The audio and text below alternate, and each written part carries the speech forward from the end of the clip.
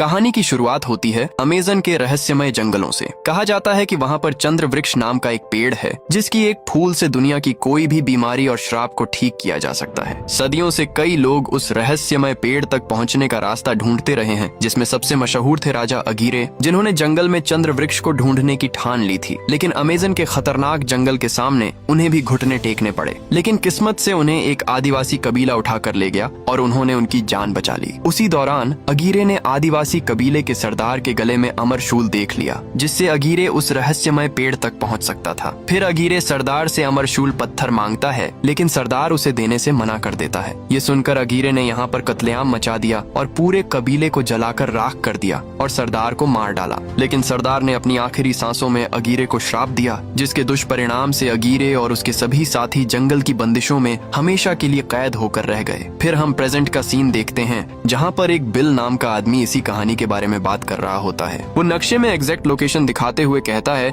कि अगर उसे अमरशूल पत्थर दे दिया जाए तो वो उस रहस्यमय पेड़ को ढूंढ सकता है और उस पेड़ की मदद से वो कई खतरनाक बीमारियों की दवा बनाकर बीमारियों को खत्म कर सकता है। दरअसल ये स्पीच वहाँ बैठी उसकी बहन ने लिखी थी, जिसका नाम लिली होता है। लिली इस स्पीच को पढ़ रही होती है और उसका भाई बिल उसके साथ साथ स्पीच को बोल रहा होता है ताकि वो सोसाइटी के लोगों से अमरशूल पत्थर ले सके और एक नई खोज कर सके। अब यहाँ पर लिली को पता पड़ता है कि बिल सोसाइटी के लोगों को अमरशूल देने के लिए मना नहीं पाएगा, तो वो इस काम को खुद ही करने के लिए निकल जाती है। लिली के हाथ पर अमरशूल तक जाने का नक्शा बना होता है और लिली उसी की मदद से आगे बढ़ रही होती है। तभी रास्ते में उसकी टक्कर प्रिंस पार्क से हो जाती है। प्रिंस पार्क को लगता है शायद लिली रास्ता भटक गई है और वो लिली को आगे का रास्ता बता देता है। अब लिली उस गेट के पास आ जाती है जहाँ अमरशूल रखा होता है। लिली इस गेट को खोलने की कोशिश करती है, लेकिन तभी यहाँ पर एक आदमी आ जाता है और वो कहता है कि यहाँ पर किसी को भी आने की इजाजत नहीं है। इस पर लिली कहती है मुझे पता नहीं था, और लिली इस आदमी को बेहोश कर देती है और गेट खोलकर छुपके से अंदर चली जाती है। यहाँ पर लिली देखती है कि इस रूम में बहुत सारे लोग काम कर रहे होते हैं, तो लिली वहाँ रखी लड़कों वाली ड्रेस पहन लेती है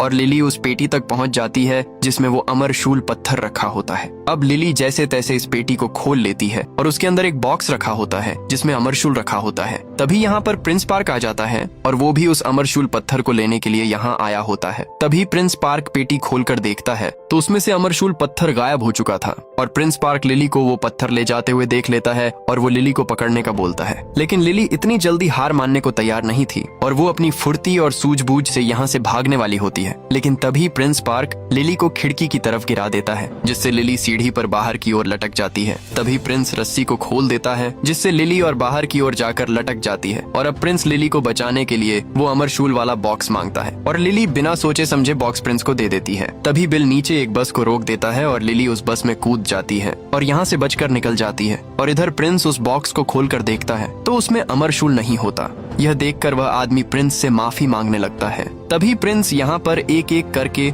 सभी को मौत के घाट उतार देता है और लिली के बारे में उस आदमी से पूछता है। और इधर लिली और उसका भाई अमरशूल पत्थर लेकर उस रहस्यमय पेड़ की खोज में निकल पड़ते हैं। दूसरी तरफ हम अमेज़न के जंगल में फ्रैंक को देखते हैं, जो रोज कई टूरिस्टों को अपनी बोट में जंगल की सैर कराता है। लेकिन फ्रैंक सभी टूरिस्ट्स को बेवकूफ बनाकर ज्यादा पैसे ऐंठता था। वो लोगों को पागल बनाने के लिए झूठ बोलता और कुछ ट्रिक लगाता था और उसने एक आदिवासी कबीले को भी अपने प्लान में शामिल कर रखा था, जो लोगों को डराने में फ्रैंक की मदद किया करते थे। और फ्रैंक लोगों को खुद ही खतरे में डालकर खुद ही बचा लेता था, जिससे टूरिस्ट्स को लगता था कि फ्रैंक ने अपनी जान दांव पर लगाकर उनकी जान बचाई और इसके बदले फ्रैंक लोगों से एक्स्ट्रा पैसे ले लेता था। फिर फ्रैंक सभी को घुमाकर वापस ले आता है। तभी हम यहाँ पर एक नीलो नाम के आदमी को देखते हैं, जो फ्रैंक के पास आकर उससे अपने पैसे मांगने लगता है। दरअसल फ्रैंक ने नीलो से बहुत सारा कर्जा ले रखा था। फ्रैंक उसका कर्जा नहीं लौटा पा रहा होता है, तो नीलो फ्रैंक की बोट का इंजन ही निकाल कर ले जाता है और उसे लॉक करके रख लेता है। और वहीं दूसरी ओर लिली और उसका भाई भी मिस्टर नीलो को ढूंढ रहे होते हैं, क्योंकि यहाँ पर नीलो को सब मशहूर कैप्टन के नाम से जानते हैं। लिली नीलो के ऑफिस के पास पहुँच जाती है और दूसरी तरफ फ्रैंक भी मिस्टर नीलो के रूम में खिड़की से घुस जाता है। वो अपनी बोट के इंजन को खोलने वाली चाबी चुराने आया था और तभी बाहर से लिली गेट खटखटाने लगती है और उसे अमेज़न जंगल में ले जाने के लिए कहती है और नीलो को बहुत सारे पैसे देने का बोलती है। पैसों के बारे में सुनते ही फ्रैंक गेट खोल देता है और अपने आप को मिस्टर नीलो बताने लगता है। फिर लिली अपना नक्शा निकालकर बताती है कि हमें इस जगह पर जाना है नक्शा देखकर फ्रैंक उससे कहता है, तुम्हें यह नक्शा कहाँ से मिला? इस पर लिली कहती है, ये मेरे पिताजी का है और वो मुझे इसी नक्शे को दिखाकर चंद्र वृक्ष की कहानी सुनाते थे। इस पर फ्रैंक हंसने लगता है और कहता है कि वो कहानी बस एक कहानी है, वो सच में नहीं है। इस पर लिली फ्रैंक से कहती है, ठीक है, तुम मुझे वहाँ नहीं ले जा सकते हो तो मैं दूसरा कैप्टन ढूंढ लूंगी। ये सुनते ही फ्रैंक तुरंत लिली को एक होटल में डील करने के लिए ले आता है। अब यहाँ पर फ्रैंक लिली से $20,000 में डील पक्की कर लेता है। इसी बीच पीछे से उसका भाई बिल ने पहले ही असली मिस्टर नीलो से 50,000 में डील पक्की कर चुका था। ये देखकर लिली को पता चल जाता है कि फ्रैंक नीलो नहीं है बल्कि वो मिस्टर नीलो का कर्जदार है। तभी फ्रैंक लिली के गले में अमरशूल पत्थर देख लेता है। अब फ्रैंक अमरशूल पत्थर पाने के लिए लिली को अपने हाथ से नहीं जाने दे सकता था,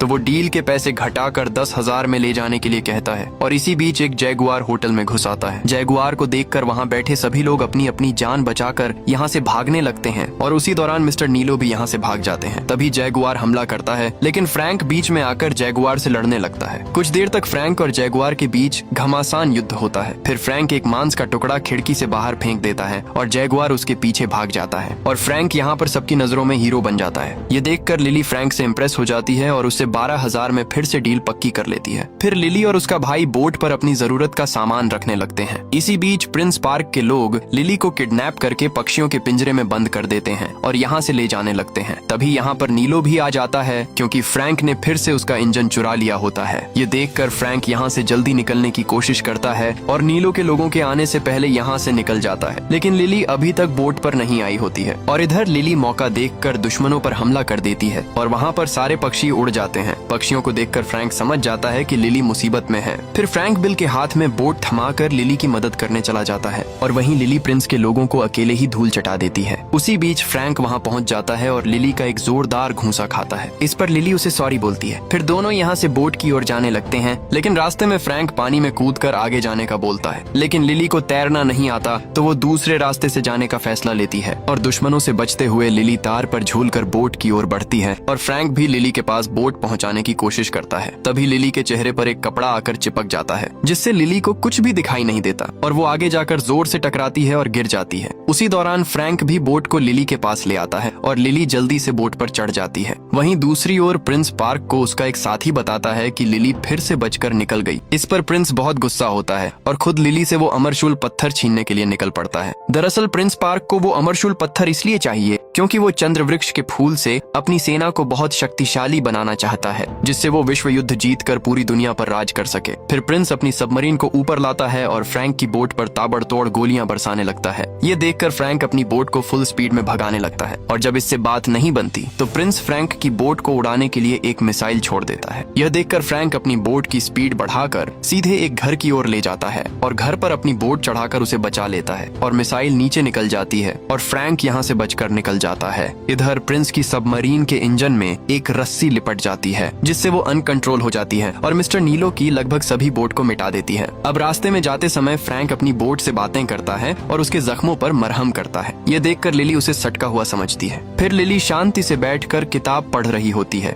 इसी बीच पानी में से कई सारी पिंक कलर की डॉल्फिन सतह पर आकर मस्ती करने लगती हैं। यह देखकर लिली बहुत खुश हो जाती है और डॉल्फिन्स के साथ खेलने लगती है। यह देखकर फ्रैंक लिली से कहता है, ये बहुरूपीय हैं, इनकी आंखों में मत देखना, नहीं तो रात में सपने आएंगे। इसी बीच लिली अपना कैमरा निकालकर वीडियो बनाने लगती है और अब हमें पता पड़ता है कि फ्रैंक ने आज कैमरा पहली बार देखा होता है। फिर फ्रैंक भी कैमरा से वीडियो फुटेज निकालने लगता है। तभी लिली फ्रैंक से कहती है, हम गलत रास्ते पर जा रहे हैं, हमें दूसरे रास्ते से जाना है। ये सुनकर फ्रैंक कहता है, यहाँ का कप्तान मैं हूँ तो मेरे हिसाब से सबको चलना पड़ेगा। और फ्रैंक कहता है, अगर हम दूसरे रास्ते से जाएंगे तो हमारी जान को खतरा हो सकता है क्योंकि उस साइड पानी का बहाव तेज है और तुम्हें तैरना भी नहीं आता। लेकिन लिली फ्रैंक की एक भी नहीं सुनती और पैसों की धमकी देकर फ्रैंक को दूसरे रास्ते पर जाने के लिए मजबूर कर देती है। फिर फ्रैंक लिली को दूसरे रास्ते पर ले जाता है। अब चलते चलते शाम हो जाती है और थोड़ी देर बाद रात होने वाली होती है तो फ्रैंक अपनी बोट रोककर कहता है, आज की रात यहीं पर गुजारते हैं। इस पर लिली फ्रैंक से रात में भी धीरे धीरे चलने के लिए कहती है, लेकिन इस बार फ्रैंक लिली की एक नहीं सुनता। इसी बीच बिल को जोर से भूख लगने लगती है और वो फ्रैंक से खाना मांगता है। इस पर फ्रैंक ऊपर गोली चलाता है जिससे एक चूहा मरकर नीचे गिरता है। बिल चूहा देखकर उसे खाने से साफ मना कर देता है, लेकिन चूहा खाने के लिए नहीं बल्कि मछलियां पकड़ने के लिए मारा होता है। फिर फ्रैंक उससे बहुत सारी मछलियां पकड़ लेता है। फिर ये तीनों रात में मछलियां पकाकर खाते हैं और अपना पेट भरते हैं। उसी दौरान बिल को नींद आ जाती है और वो सोने चला जाता है। वहीं लिली एक पेंटिंग बना रही होती है। फ्रैंक लिली की पेंटिंग की तारीफ करता है। फिर फ्रैंक लिली से पूछता है, तुम यहाँ इस जंगल में किसी मकसद से आई हो या फिर ऐसे ही टाइम पास करने आई हो? इस पर लिली कहती है, मैं चंद्र वृक्ष को ढूंढने आई हूँ। अगर वो मुझे मिल गया तो सोचो उससे कितनी जानें बच सकती हैं। मैं उससे दुनिया की सारी बीमारियां मिटा दूंगी और उससे विज्ञान में एक नई क्रांति आ जाएगी। इसी बीच अचानक से बिल चिल्लाता हुआ बाहर आता है क्योंकि उस पर एक खतरनाक जैगुआर हमला कर देता है। ये देखकर लिली बुरी तरह घबरा जाती है। तभी फ्रैंक उस जैगुआर को अपने पास बुला लेता है। अब यहाँ हमें पता पड़ता है कि यह जैगुआर फ्रैंक का पालतू जानवर होता है और यह सब देखकर लिली फ्रैंक पर भड़क जाती है और कहती है वो लड़ाई एक नाटक थी, और लिली फ्रैंक से गुस्सा होकर सोने चली जाती है। अब दूसरी तरफ हम प्रिंस पार्क और उसके साथियों को देखते हैं जो उस जगह पर आए होते हैं जहाँ पर कई साल पहले अगीरे और उसके साथियों को एक श्राप से कैद कर दिया गया था। यहाँ पर प्रिंस को अगीरे का मरा हुआ शरीर मिल जाता है। फिर प्रिंस एक डिब्बी में से नदी के पानी की 2 बूंद अगीरे के शरीर पर डालता है। दरअसल अगीरे को जिंदा होने के लिए नदी के पानी की आवश्यकता होती है, लेकिन यहाँ तक आने वाले नदी के पानी को सालों पहले ही रोक दिया गया था। तभी अचानक अगीरे के शरीर से एक सांप निकलकर प्रिंस के एक साथी को काट लेता है। इस पर प्रिंस उन सांपों से कहता है, तुम्हें आजाद होने के लिए नदी के पानी की जरूरत है। अगर तुम मेरी अमरशूल पत्थर लाने में मदद करोगे तो मैं तुम्हें यहाँ से आजाद कर सकता हूँ और चंद्र वृक्ष हासिल करके हम दोनों अपने अपने मकसद पूरे कर सकते हैं। इस पर सांप मान जाता है। फिर प्रिंस यहाँ तक नदी के पानी को पहुँचा देता है जिससे अगीरे और उसके साथी फिर से जिंदा हो जाते हैं। और दूसरी तरफ लिली और फ्रैंक नक्शे की मदद से अपनी मंजिल तक पहुँच जाते हैं, लेकिन फ्रैंक रास्ते में लिली से कहता है, आगे रास्ता खराब आने वाला है, अपना जो भी जरूरी सामान है उसे ठीक से रख लो और पकड़ कर बैठ जाओ। तभी पत्थरीला और तेज बहाव वाला रास्ता आ जाता है जिस पर बोट अनकंट्रोल हो जाती है। इस पर फ्रैंक लिली से कहता है, अभी भी समय है, वापस लौट चलते हैं। लेकिन अब लिली पीछे हटने को तैयार नहीं थी। तभी पानी का बहाव और तेज हो जाता है और सामने एक बहुत बड़ा झरना आ जाता है। ये देखकर सभी लोग बुरी तरह घबरा जाते हैं और बोट तेजी से झरने की तरफ जाने लगती है। अब फ्रैंक अपनी पूरी ताकत लगाकर बोट को मोड़ देता है। तभी बोट का इंजन काम करना बंद कर देता है, लेकिन फ्रैंक हार नहीं मानता और वो जैसे तैसे इंजन चालू करके बोट को आगे बढ़ा ही लेता है। फिर दूसरे रास्ते पर बोट को ले जाता है और अब सभी की जान में जान आती है। और फ्रैंक लिली की तरफ गुस्से में देखता है क्योंकि उसके मना करने के बावजूद लिली उसे इस रास्ते से लाई होती है। फिर भी फ्रैंक लिली से एक बार और यहाँ से वापस जाने के लिए पूछता है, लेकिन लिली फिर भी यहाँ से वापस जाने से मना कर देती है और कहती है, मुझे तो इस सफर में बहुत मजा आ रहा है। इसी बीच लिली को उल्टियाँ होने लगती हैं और लिली को देखकर सभी को उल्टियाँ होने लगती हैं। अब हम फ्रैंक और बिल को जंगल में लकड़ियाँ काटते हुए देखते हैं और दोनों आपस में लिली की बुराई कर रहे होते हैं। और इधर बोट पर लिली छुपके से फ्रैंक के गुप्त रूम का लॉक खोलकर अंदर घुस जाती है। लिली यहाँ पर कई चीजें देखती है। उसी दौरान लिली को यहाँ पर अमरशूल पत्थर और चंद्र वृक्ष से जुड़ी एक सीक्रेट किताब मिलती है। ये सब देखकर लिली को फ्रैंक पर शक होता है। तभी फ्रैंक बोट पर आ जाता है और लिली फ्रैंक से इन सब के बारे में बात करती है। वो कहती है, तुम हमसे और कितना झूठ बोलोगे, सीधे सीधे बता दो कि तुम्हें भी वो चीज हासिल करनी है। इस पर फ्रैंक लिली से कहता है, मुझे अब चंद्र वृक्ष हासिल नहीं करना है। ये सच है कि मैं चंद्र वृक्ष ढूंढ रहा था, बिल्कुल तुम्हारी ही तरह। और अपना नक्शा दिखाते हुए कहता है, मैंने अमेज़न जंगल का कोना कोना छान मारा है, लेकिन मुझे चंद्र वृक्ष कहीं नहीं मिला और अब मैंने उम्मीद छोड़ दी है। तभी लिली फ्रैंक से कहती है, क्योंकि तुम्हारे पास अमरशूल नहीं था। उसी दौरान बाहर बिल पर कोई हमला कर देता है। लिली आवाज सुनकर बाहर आती है। उसी दौरान लिली पर भी कोई हमला कर देता है जिससे लिली भी बेहोश हो जाती है। तभी फ्रैंक पर भी हमला हो जाता है और वह भी बेहोश हो जाता है। दरअसल ये इस जंगल के सबसे खतरनाक आदिवासी होते हैं जो फ्रैंक और उसके साथियों को बंदी बनाकर ले जाते हैं। अब ये लोग इन्हें धक्के मारते हुए अपने सरदार के सामने ले जाते हैं। इसी बीच लिली एक लॉकेट चुरा लेती है। तभी फ्रैंक सरदार के सामने जाकर एक दूसरी भाषा में उससे बात करता है और सरदार लिली से वो अमरशूल पत्थर मांगता है। वो कहता है,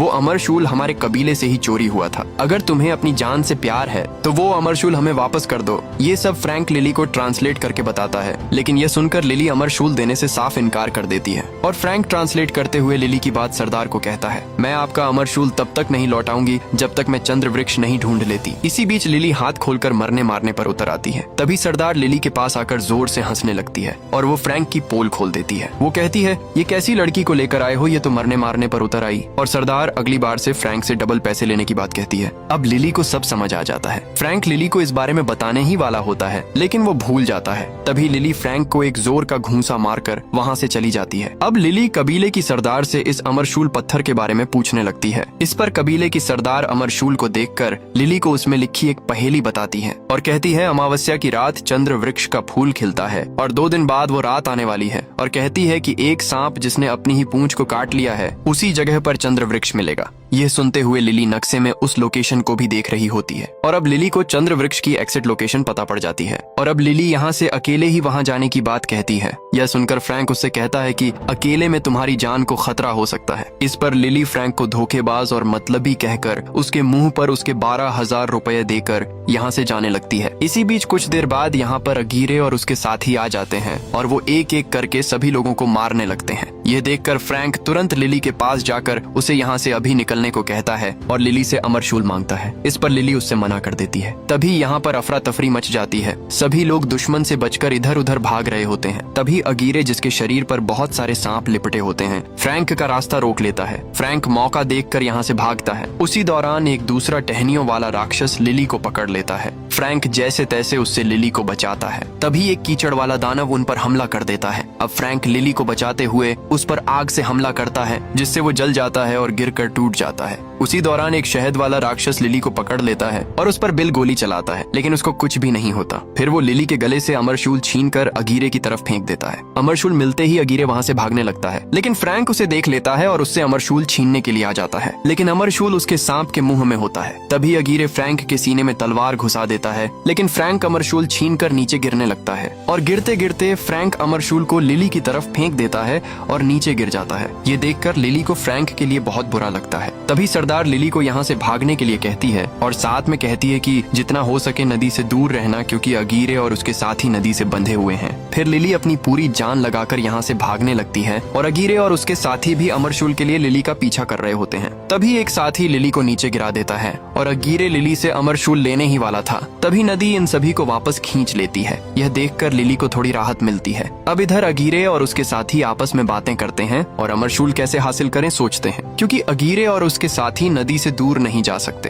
तभी अगीरे प्रिंस पार्क का नाम लेते हुए कहता है कि ये काम अब एक ही आदमी कर सकता है। फिर अगीरे प्रिंस तक खबर भेजने के लिए कुछ मधुमक्खियों को भेजता है और इधर लिली को फ्रैंक मिल जाता है और वो जिंदा होता है। ये देखकर लिली बहुत खुश हो जाती है, लेकिन फ्रैंक के सीने में अभी भी तलवार फंसी होती है। ये देखकर लिली घबरा जाती है। इस पर फ्रैंक उससे तलवार निकालने को कहता है। फिर लिली फ्रैंक के सीने से तलवार खींचकर बाहर निकाल देती है। ये देखकर बिल बेवजह बेहोश हो जाता है। फिर कुछ देर बाद बिल को होश आता है और लिली बिल को यहीं छोड़कर आगे बढ़ने की बात कहती है और दूसरी तरफ प्रिंस अपनी समरीन से आगे बढ़ रहा होता है। तभी उसको बाहर कुछ मधुमक्खियां दिखाई देती हैं। मधुमक्खियों को देखकर प्रिंस तुरंत अंदर आने का रास्ता खोल देता है और मधुमक्खियां अंदर आकर प्रिंस से बात करती हैं और नक्शे पर बैठकर उसे सारी बात बता देती हैं कि अमरशूल कहाँ मिलेगा। वहीं दूसरी ओर लिली फ्रैंक के घाव पर टांके लगा रही होती है। उसी दौरान लिली फ्रैंक से पूछती है, आखिर तुम हो क्या? ये सुनकर फ्रैंक लिली को उसके बारे में सारी बात बताता है कि वो कौन है। फ्रैंक कहता है, मेरे पिता एक सिपाही थे। उनके जाने के बाद अगीरे के पिता ने मुझे अपना लिया और उन्होंने अगीरे और मुझे भाइयों की तरह पाला।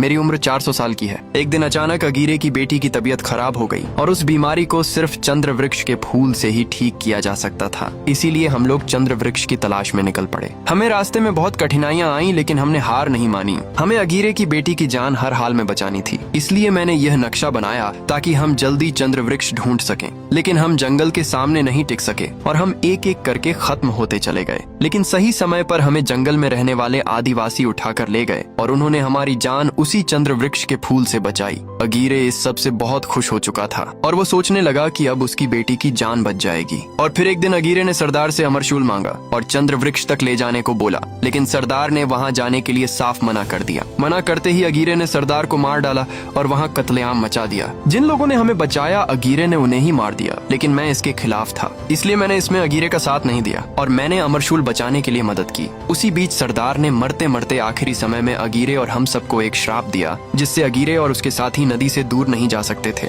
अगर वो नदी से दूर गए तो उन्हें जंगल हमेशा के लिए कैद कर लेगा। लेकिन मैंने सभी की जान बचाने के लिए अगीरे और उसके साथियों को एक ऐसी जगह कैद कर दिया जहाँ से जंगल उन्हें कभी नहीं निकाल सकता था और वो अगले 300 साल तक वहीं फंसे रहे। और अब वो लोग वहाँ से कैसे निकल गए पता नहीं। और उतने समय में मैंने एक गाँव बसा दिया और कई दोस्त बनाए, कई दोस्त बिछड़े और फिर मैंने चंद्र वृक्ष ढूंढने का फैसला किया। फिर मैंने एक बोट बनाई और चंद्र वृक्ष को ढूंढने निकल गया, लेकिन मुझे वो कहीं नहीं मिला। चूंकि मैं नदी से दूर नहीं जा सकता था, तो मैंने अपनी बोट पर टूरिस्टों को नदी की सैर कराना शुरू कर दिया और दूसरी तरफ हम बिल और सरदार को एक नाव में जाते देखते हैं। तभी यहाँ पर प्रिंस अपनी सबमरीन लेकर आ जाता है और नाव को ऊपर उठा देता है। यह देखकर सरदार पानी में कूदकर यहाँ से भाग जाती है। फिर प्रिंस बिल को अंदर ले जाकर उस आदिवासी कबीले को मिसाइल से उड़ाने की धमकी देता है और कहता है कि तुम्हारी बहन यहाँ से अमरशूल लेकर गई है, उसका पता पूछता है। तभी बिल नक्शे में उस जगह पर उंगली रखकर बता देता है और कुछ मधुमक्खियां भी उस जगह को देखने लगती हैं। तभी प्रिंस उन मधुमक्खियों को मारने लगता है और तब तक मारता है जब तक सारी नहीं मर जाती,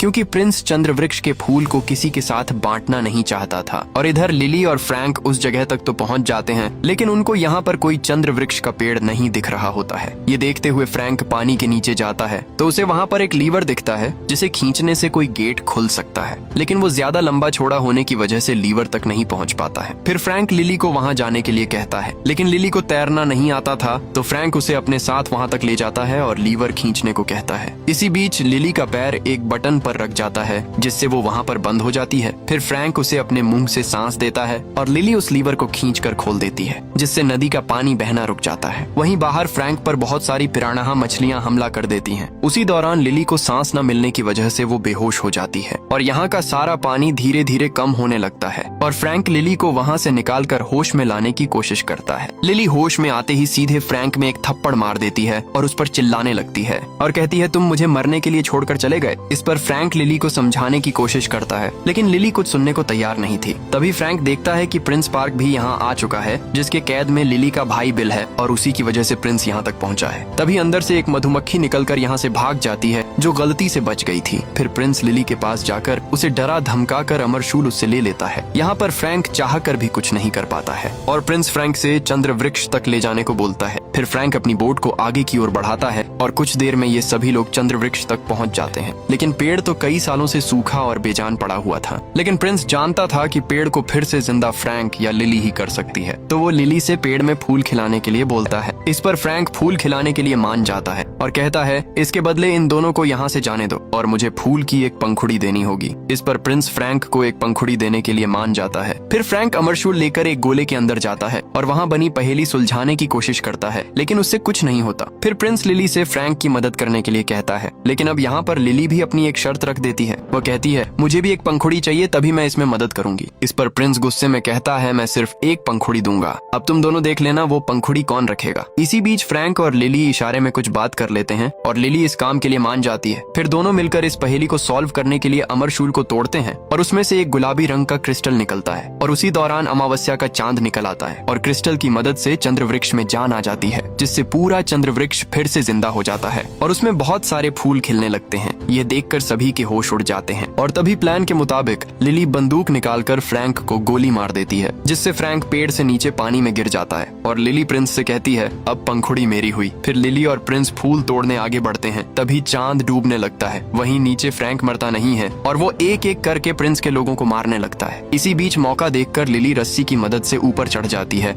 और दौड़कर फूल तोड़ने जाती है और तभी चांद डूबने की वजह से पेड़ फिर से बेजान होने लगता है। सारे फूल गायब होने लगते हैं। तभी चांद पूरा डूब जाता है और लिली मौके पर पहुंचकर फूल की एक पंखुड़ी तोड़ लेती है। तभी पेड़ की डाल टूटने से लिली नीचे गिरने लगती है, लेकिन लिली एक जगह लटक जाती है और वहाँ प्रिंस आकर फूल की पंखुड़ी मांगने लगता है। तभी लिली पंखुड़ी को नीचे फ्रैंक की तरफ फेंक देती है और प्रिंस को अपने रास्ते से हटा देती है और नीचे फ्रैंक पंखुड़ी को जैसे तैसे पकड़ लेता है। तभी यहाँ पर अगीरे और उसके साथी आ जाते हैं। अब प्रिंस अगीरे के मुंह पर वार करता है और उसी कट में से सांप निकलकर प्रिंस पर हमला कर देते हैं। फिर अगीरे और उसके साथी पंखुड़ी के लिए लिली के पीछे पड़ जाते हैं। लिली अपनी जान बचाकर भाग रही होती है। ये देखकर फ्रैंक अगीरे को पंखुड़ी दिखाकर अपनी ओर आकर्षित कर लेता है और फ्रैंक बिल से कहता है, अब हमारा सफर यही तक था और लिली से कहना वो मेरी जान से बढ़कर है। और फ्रैंक अपने जगुआर को भी बिल के साथ छोड़ देता है। फिर फ्रैंक अपनी बोट को फुल स्पीड में भगाने लगता है, लेकिन अगीरे और उसके साथी फ्रैंक तक पहुंच जाते हैं और उस पर हमला करने लगते हैं। लेकिन फ्रैंक एक एक करके उन्हें धूल चटा रहा होता है, लेकिन अगीरे भी पंखुड़ी छीनने के लिए अपनी पूरी ताकत लगा रहा होता है और अगीरे फ्रैंक को पकड़कर उससे पंखुड़ी मांगता है, लेकिन फ्रैंक के पास वो पंखुड़ी नहीं होती